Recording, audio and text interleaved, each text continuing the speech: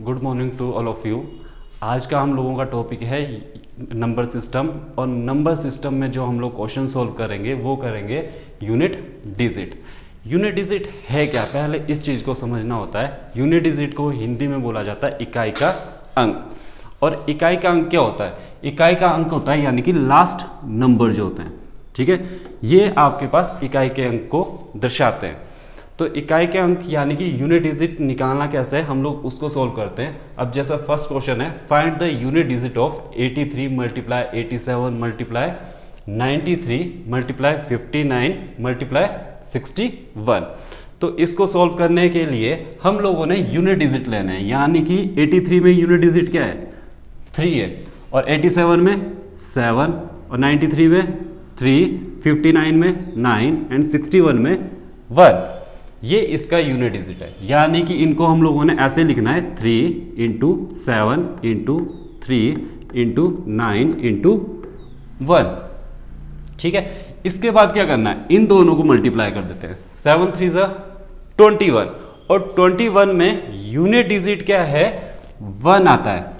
फिर वैसे ही इन दोनों को मल्टीप्लाई कर देते हैं। 9 3 27, और 27 में 7 इज यूनिट डिजिट, तो 7 मैंने वैसे लिख दिया, और लास्ट नंबर में यहाँ पे 1 का 1 वैसे ही यूज कर रहा हूँ।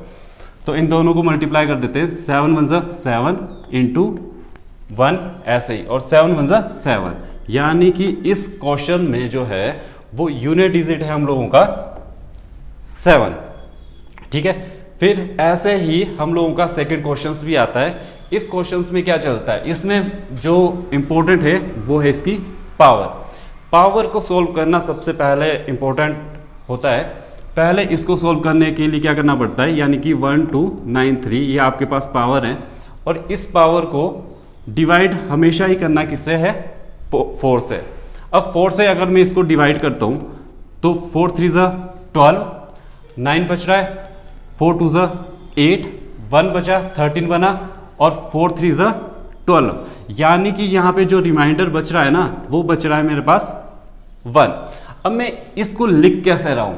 मैंने ये पहले भी बोला था कि यूनिट डिजिट क्या है? लास्ट नंबर है, यानी कि 8 है इस वाले क्वेश्चन में। और इसको लिख कैसे रहा हूं मैं?